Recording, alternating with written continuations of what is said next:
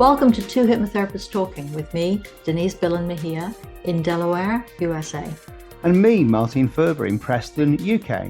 This weekly podcast is for anyone and everyone who'd like to know more about the fascinating subject of hypnosis and the benefits it offers. I'm a clinical hypnotherapist and psychotherapist.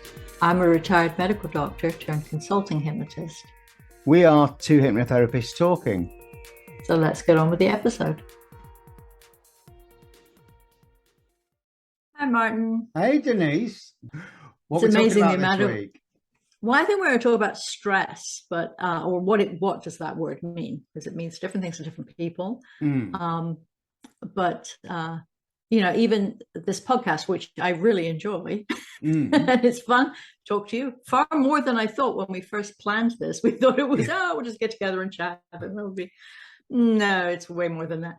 But even good stress is stress. And so I think that it's worth mentioning and talking about that. So what's the most common reason that people come to you where stress is mentioned?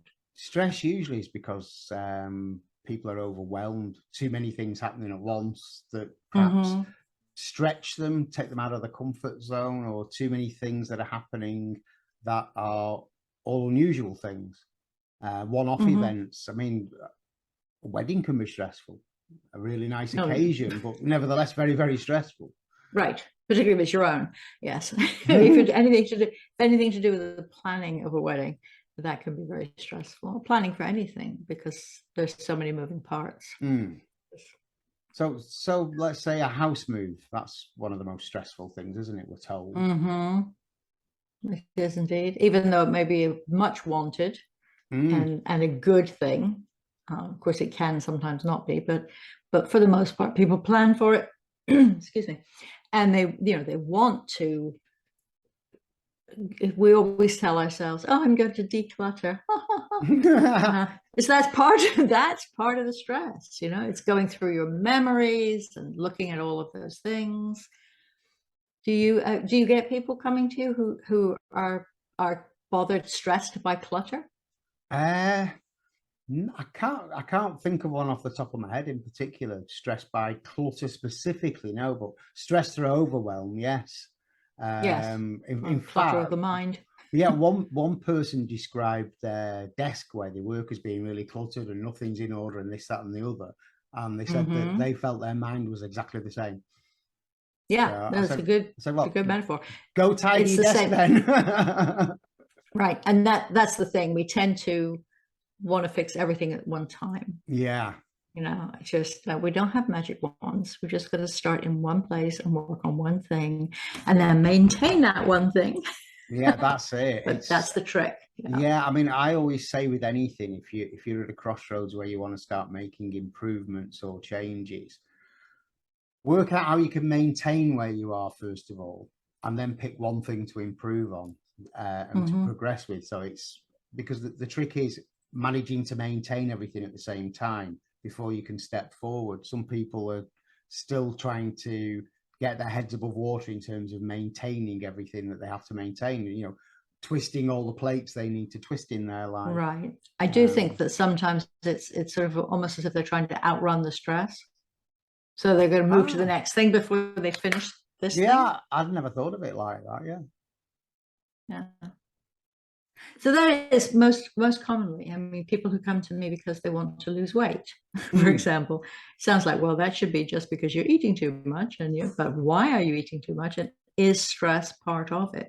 It does wreak havoc with your hormones, which wreaks havoc with your with your appetite and your ability to exercise. There's so many aspects where stress can be.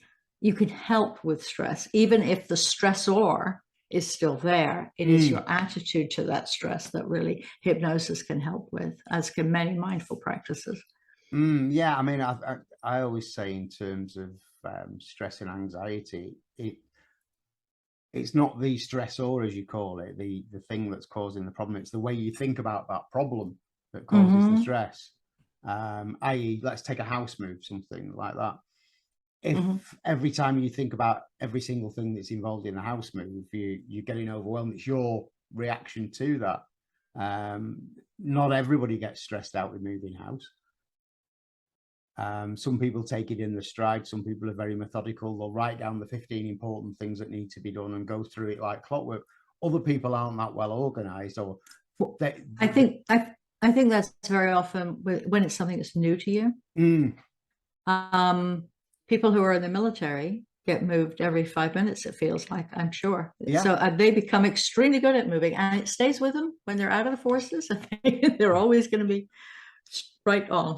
No, exactly. But it's still stressful because you've got to deal with all of the packing, and am I forgetting this, and did I remember to cancel the electric, and have I managed to remember to turn it on at the next place I'm going to be, all of those things. But it's also the stress of, if it's a significant move, it's not just moving to the next street. You've got new friends and make sure that you've told all your old friends, and now you're going to have to find schools for the children. There are so many moving parts that without a good list, you're sunk.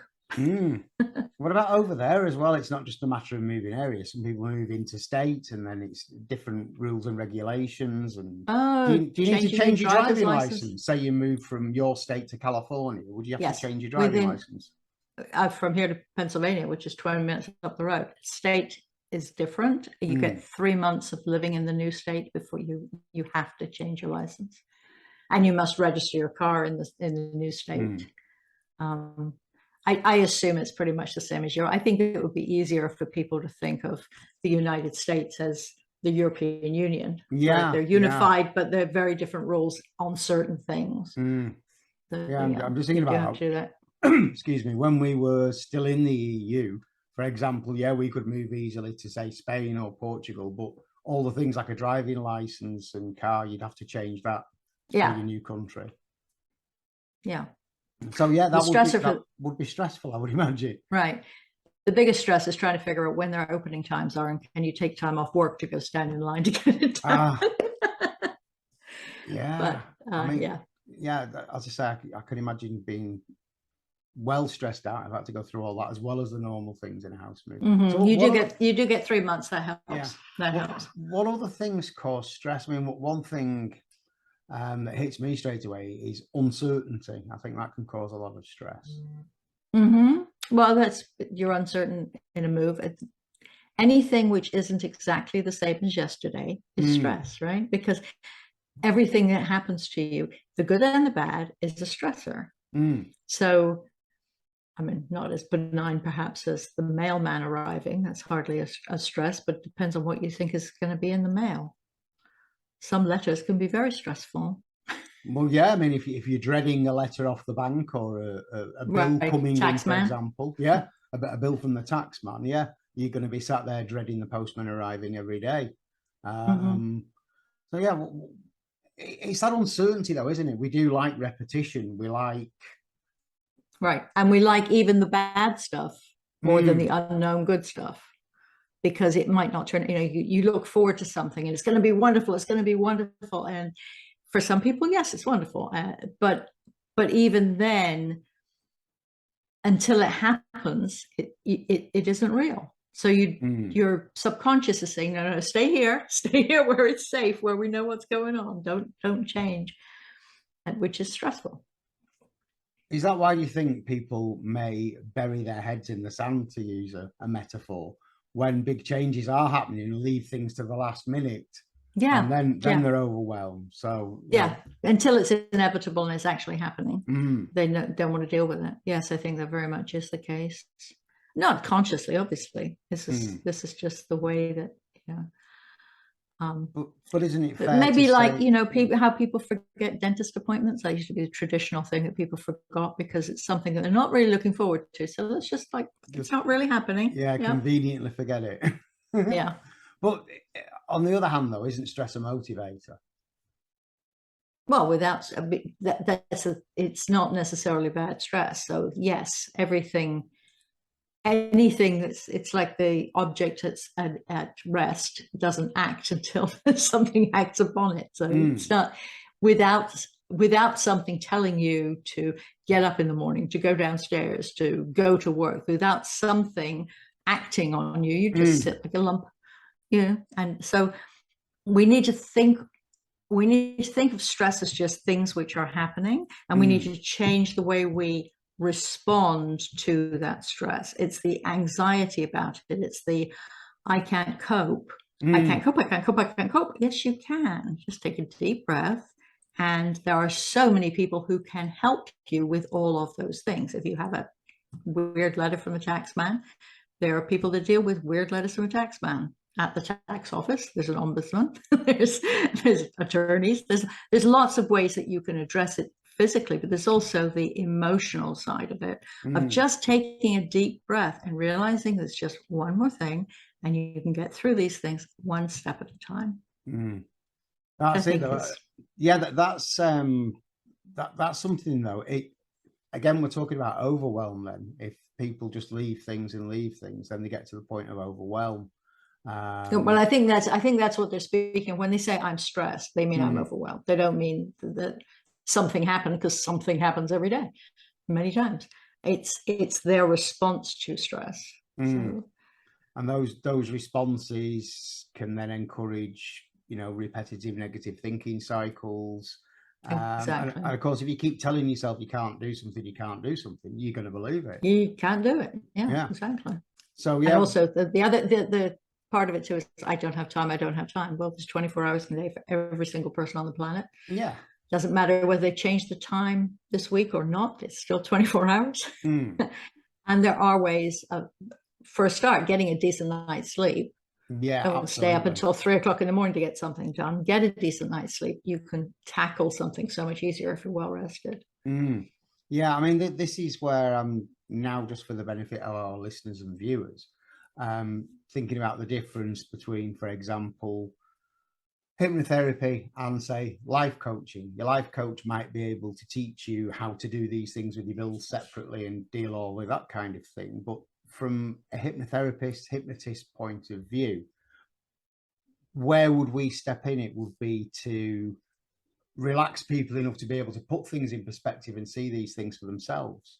Which is very similar to what a life coach does. They don't, they shouldn't fix things. They are there to help you realize that you've got the resources within you. They just achieve that somewhat more slowly than hypnosis does. It's often, a lot of hypnosis is coaching. I mean, you spend time talking to people, just allowing them to recognize their own resources. And of course, once they've recognized them in hypnosis, then we can then feed them back to them so that the subconscious hears the message as well as the conscious. Yeah, I mean, I always think it's interesting to see, I don't know if you notice this with your clients, I always find it's interesting to see what I call the light bulb moment, when the penny suddenly drops with them, that yes, I can deal with this, I can sort this. Right. Or the real excitement that they call you back a couple of days after a session and said, I did the thing. Yeah. Or texts, get texts telling me I've done this, I've done that. That was always great to hear. But yeah, it's stress. They say stress is a killer. I mean, if somebody is... It's our response to stress. Yeah, our response to it. If somebody's totally stressed, then again, you're a medical doctor. From a medical doctor's knowledge and point of view, you've got all sorts happening in your body if you're stressed, haven't you? Adrenaline's, cortisols. But I mean, it can cause an imbalance with the gut biome, can't it? Oh, it throws everything off. Yeah. And really, if people, this is why mindfulness has become so popular, but unfortunately tends not to be done properly. I mean, if you really study yoga and if you study meditation and you do this in a regular way, it will help. But it tends to be, well, I went to meditation last week. No, this is something you do every day. Yeah. I mean, it's the same with yoga. I don't do it. I've never done it, but I've watched it. And of course, all the breathing exercises are there, the sense of calm. Sure, it'll lower your blood pressure. Sure, it'll, slow your heart rate down and get you into a good place. But again, it's something, you've got to do on a regular basis. You need to maintain. Yeah. which Yeah. is, you know, in a sense true of hypnotherapy. I'm not suggesting that it's not, particularly with things like weight loss. Okay, we'll talk about it. We'll get you into a space that's good for you, but you can still override that by bad habits. You can still decide, oh, well, I've been hypnotized. I'm losing weight. I'm going to go and eat a chocolate cake. We do have to help our subconscious sometimes consciously. Well, yeah, I mean, anybody who's trying to override hypnosis, and the hypnosis isn't going to work, is it? Exactly. If they're consciously resisting it, because as we know, we've said it many times, you can't be hypnotized unless you want to be. But if you want to be, if you're a willing participant, if you trust the process, then yeah, oh boy, can you be hypnotized? Yeah. And it can make a huge difference with your stress levels. But I really think the biggest bang for your buck is to get a decent night's sleep. Absolutely. I mean, yeah. Well, I do it with every client. Several nights sleep. I say a decent night's sleep, but no. Continuing on every night. I mean, I do it from my initial consultation onwards. My clients are given a recording to listen to every night to help them sleep better. Everything does start with a good night's sleep. It's one of those things, and I've found this with all sort of treatments. It's the simplest things that seem to have the greatest effect. A good night's sleep. Get a good night's sleep. Everything will function better. Eat breakfast, even if you don't normally eat breakfast. Eat breakfast. You know, break that fast basically in the morning. It brings the stress levels down. You're not in hunter mode once you've eaten something. That's the way I think about it. That's the way I like to explain it. Because especially again with weight loss, people think, oh yeah, I've gone all day without eating, it's great, and then they just pig out at nighttime. Worst thing you can possibly do. Because part of that is taking the time to eat. Probably, sit down, have your meal, and then do something else. Don't do that while scrolling through your email or driving the car to work. That's not really what you're talking about. It's not just the caloric intake, it's taking time. Really, I think the biggest thing is and this is where life coaching comes in as well as hypnosis, it's honoring your physical and emotional needs.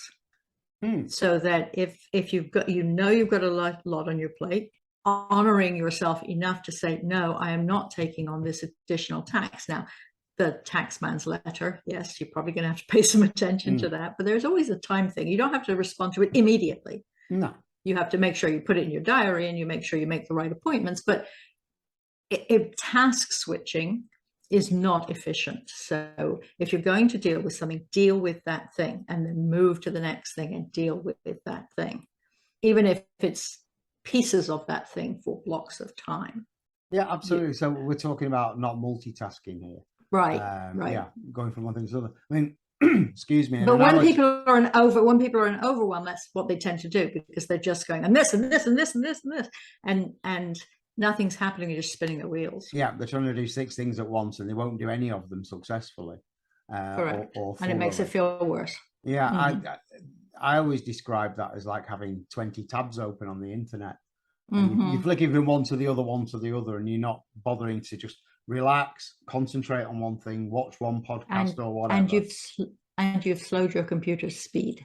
Yeah, as well. Which is also happening with your mind while this is going on. Yeah. Yeah. I mean, I like analogies with computers and minds, actually. Yeah. It does work well. What did we do before computers came along? Aside from not being able to do this, talk to somebody across the ocean so easily. Yeah. It still never ceases to amaze me, actually, being the generation I am. I can remember the pocket calculator being invented. That's bad.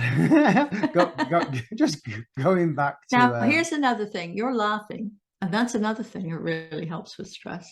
Yeah. And anxiety, and just even...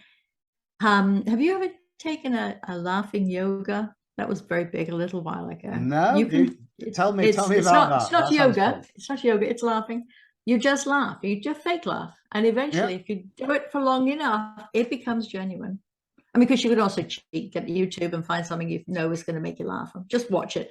But it is just the act of laughing increases your oxygenation, and it will reduce your stress levels. So well, you breathe deeper when you laugh, don't you? Here's a letter. here's a letter from the tax man, I'm gonna laugh my head off. But yeah, do that for a little bit and then get on with it. Yeah, I mean, it's like that as well. I realize that when you're smiling rather than laughing, you're not doing all the physical things that you do when you laugh, i.e. the nice deep hearty breathing. But right, they do say, don't they, if you can force a smile, it sort of reverse engineers itself neurologically, rather than you thinking nice thoughts and you're smiling. If you smile, you'll get back to some nice thoughts. A caveat. You need to say that to yourself. Do not say to somebody else, oh, smile. This is no, for yourself. Tell yourself to smile. Or smile at somebody, because it's usually reciprocal. Yeah, I mean, right? If it's like a yawn, if you smile at somebody, they'll tend to smile back. If you yawn, the person will yawn. That's the thing though, isn't it? You know, if you're out somewhere and just unexpectedly, I'm not talking in a creepy way now, but unexpectedly somebody smiles at you that you perhaps didn't expect to. Maybe you've gone in a shop and the shopkeeper's got a little bit of a stern face, that type of person. But when you actually go up to the counter, they give you a lovely smile. And don't you think that makes you feel better? It does with me. Absolutely. Absolutely. Yeah, like you say, yawning's contagious. Smiles can be as well, though. Yeah, that always makes me feel better. If I get a smile at somebody when I'm not expecting it, that can make me feel really good. Or if you've done something nice for somebody, like held the door open and they really give you a smile of appreciation, you know, that the police, somebody's done something nice for them. Right. Yeah, which is really a reminder to take all of the little tiny good things that happen in the day that can go on, you know. There've been a lot of viral videos of people, you know, picking up a piece of litter that inspires somebody to do another nice thing and inspires somebody to do another nice thing. You see this ripple effect across people's lives, but this is true in your household too. You know, the kids are probably stressed if you're moving house because they don't know where they're going either. Even if they are only going a street over, that can be very stressful. And so everybody's attitude is going to affect everybody else's attitude. And it's the attitude to stress that's the issue, not the stress itself. So when we're stressed and anxious, you know, we're more likely to be operating from the primitive side of our brains, aren't we? We're more likely to be on red alert, looking out for trouble and what have you. Because it's that sense of overwhelm, and there's danger everywhere in that case. So ringing phones when you're not expecting them to, or pings on your phone, more commonly than rings these days. But if we're on guard and we're operating from that side of the mind, then, you know, for the benefit of our listeners, we're talking about the primitive side of the brain, what's commonly known as the fight flight side of the brain. When we're operating from that side of the brain, though, we then start to think more negatively anyway, because that side of the brain doesn't reason things out, does it? It doesn't think it's logically. Not supposed to. It's not. No. It's not intended to do that. It's intended to respond with a danger response. If it's appropriate somewhere in your primitive mind for you to run, you'll run, even if it's or freeze. If you freeze, or start yelling at people. Yeah. Or start yelling at people. Yeah, anger. Well, anger's just a primitive form of self-defense, isn't it? To scare off our enemies. But if we freeze, that's because the fight or flight side of the brain's given the other side of the brain a chance to suss out what's happening, to, you know, ascertain what the problem is, if it is a problem. That's why. So use that to take a deep breath and actually think through the problems, not say, before responding to something. Yeah, I mean, that's why if we're in a restaurant and everybody's laughing and joking and eating away, and then we suddenly hear a big loud bang crash because the waiter's dropped a tray full of glasses or dishes, everybody will instantly go quiet, won't they? Maybe apart from the person suffering with PTSD from Afghanistan or something, but generally everybody else will go hush quiet for what, 20-30 seconds. That's the reaction from everybody in there, because their fight, flight, freeze side of the brain switched it over to the other side. But you're right. Anybody who is hypervigilant because of something else in their life, and it doesn't have to be from actual fighting, will tend to jump. Yeah. And then, you know, almost instantaneously then sit back down again. But there are some people who the phone rings, they immediately jump. The doorbell rings, they you know, think that something major has happened. They 2 foot off the ground. And then they come back to themselves. But those are the people who are hypervigilant, that they have an anxiety problem, and so they're just going to stay worried all the time. For example, I cannot help but notice when Facebook keeps messaging me things off the side of the screen here. Oh, I don't want the messages. Like, whoop. Just that little burst of adrenaline. Yeah, I hate that when you get little pings coming up from nowhere. No, so I'm just trying to, excuse me, explain things for the benefit of our listeners and viewers. So when we're in that state of heightened alert, hypervigilance, we are going to react far more quickly, and we're going to react without thinking to things when we're stressed. And maybe not appropriately. Yeah, and inappropriately, yeah. So talking about the kind of person who is prone to hit first and ask later when confronted with a stressful situation. Or the mother with small children who screams when they do something typical for small children, but problematic for them. But the mother's that stressed out because of being overwhelmed with everything she has to do, looking after her children. And probably not sleeping well. Again, not as well. Yeah, definitely not sleeping well with a newborn. Again, just getting back on topic, stress. They say stress is a killer. Stress is something that we can't avoid the stressors. Things that cause... But we can change our attitude. Now, what do you do when somebody says they're feeling overwhelmed or panicky? Do you use grounding exercises? Grounding exercises? Grounding exercises. Sorry for the accent. Grounding. Have to talk more British, Denise. Yes, I'm so sorry. Grounding exercises. Can you define that more clearly? Because I probably know my different name. Yes, exactly. It's things like taking a deep breath. Yeah. And naming 5 things that you can see and 4 things that you can hear. Those sorts of things. So just being aware of the real place that you are at the time. Yeah. Helps to ground. Yeah, absolutely. I do that. Yeah, I don't call them grounding exercises. That's a new name for me. Thank you for that. Add it to my vocabulary. I mean, excuse me. The most common thing, with stress is something your grandma used to say to you. It was always the thing, if you're in an argument, stop and count to 10 before you respond and say something you might regret. And it's so true, because that's, a grounding exercise does the same kind of thing. Obviously, it's more detailed. With a grounding exercise where it's observed 5 things you can see, 4 things you can hear, 3 things you can smell, whatever. You're actually distracting yourself from the stressor as well. You're distracting your mind, the same as when you start counting. You're distracting your mind. That's the thing. To remind you that you're here. This is what's going on right now. Yeah, I mean, that's perfect for when you encounter something stressful. But to get this stress down long-term, chronic stress, that's more to do with the hypnotherapy side of things rather than the giving the client advice. You can really, if you can just get somebody who perhaps isn't sleeping well at night time and he's that wound up, and they come into you and you can get them to relax, get them to just, for the hour that they're there, forget the troubles in the world and really concentrate on them having some time for themselves, and then really sort of, take them away to a nice, pleasant place in their own mind, and really, really get in there with them. Help them to take that step back so they can really switch off those negative thoughts while they're in session, and teach them how to do that all the days between sessions, so that they repeat that experience, and so it becomes something that your subconscious expects you to do. It expects you to be able to return to baseline and be relaxed and get a decent night's sleep. Well, absolutely. I mean, we've discussed this before. I always give my clients a recording to listen to every night anyway, to help them get to sleep and to help them get better quality sleep.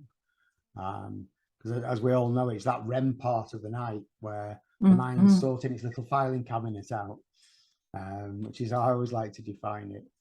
Something that might be interesting for our listeners and viewers here is on the same subject of REM sleep, how hypnosis sort of replicates that, doesn't it? When somebody's in trance, You can, I always observe it. You when they've got their eyes closed and you can see the movement underneath the eyelids. Yeah, they're in that REM state. Yeah, well, they're using their imagination. They're having a little semi-conscious dream. I do think that people need to remember that stress is often good. Even the stuff that feels bad at the time can often lead to good outcomes. Yeah. And it is our attitudes and our ability to pick ourselves back up, ask for help when appropriate, not have other people do the stuff for you. Sometimes it's needed. You know, if you're having a heart attack, that's pretty stressful. Nice if the cardiologist can help with that rather than do it yourself. But it's asking for appropriate help and trusting that help. Because a lot of the hypervigilance is not trusting other people. You're just everything's bad, and not trusting that it's going to get better. Have you ever had it where something you've expected to be stressful and was stressful, but you got all the way through it? You get a fantastic feeling afterwards when you've actually done it. Oh yeah, yeah, of course. Even though it was stressful at the time, afterwards you think, yeah. Well, that's an example. That's the example of the good stress that doesn't look like it. Yeah, it's if you say you have an audition, that's terribly stressful. But what you're looking forward to, it's phenomenal. Having a baby, very, very stressful. Once they arrive, wonderful. I would have said once they arrive, 18 more years of stress, but that too. It's a lot of give and take in these things. But I think right now, what's going on in Britain right now, there's a lot of people who are experiencing grief with the death of the Queen, and it reminds them of the deaths of the other people they love. And that is very stressful. But it's also cathartic. I think that it's a sharing of stress, not going out and making other people miserable too, but just inviting other people to help you, to be in a community with people. Yeah, that's having people you can talk to. Yes, yeah, that's really important. Which of course is part of the stress when you go back to moving. Are you going to be able to maintain those relationships? Much more than we used to be able to. When I came to America, I got to talk to my mum once a month. Nowadays, you'd be able to talk to them several times a day for pennies. Face to face. Yeah. But so a lot of those things are able to, but it's not the same as actually being in person. And so you need to build a new network where you move to, which is stressful. And it's the good stress of meeting a new person. Will they like me? Won't they like me? Will I like them? Will the children like each other, but I'll hate the mother? There's all these other if you look things at are going on in my basic terms, if you're using that analogy, it's a bit like switching tribes. If we go back, because I always like to use the sort of caveman scenario or cave person. It's like switching tribes, isn't it? And then it's the unknown and building a new one. Yeah, building a new. Well, having to fit in somewhere, which again, it's one of those basic things. We're all programmed to try to fit in, aren't we? Which can and suppressing parts of you that you think may not be acceptable to the new tribe can be very stressful. It's part of it. Well, there's that old saying, isn't it? How many personalities do you have? Well, how many friends do you have? It's a different facet of your personality, each one. But some of that is needing to recognize that you have the right to your opinion, not necessarily shoving it down other people's throats, but you do have the right to your opinion and to value your own thoughts and your own needs as much as other people's. Not selfishly, but to make sure that you are taking care of yourself. And we go back to eating properly, sleeping properly, exercising, aside from unpacking boxes if we're still moving, but also going for a walk around the neighborhood. Get some bike ride if you like that kind of thing. Well, that could be a good start to getting connected. Going for the walk around the neighborhood. Yeah, exactly. Yeah, I mean, it's when we talk about all basic human needs, isn't it? We need to feel understood. We need to feel connected. We need to feel heard. And a basic human thing is we always like to feel a part of something. Well, that's brought us to the end of yet another episode, Denise. Time for us to take our leave. So I shall say tatty bye to you for now. Well, good evening to you, sir. And we'll meet again very soon. Yep. Okay. All right. Bye. Thanks for listening. Bye-bye.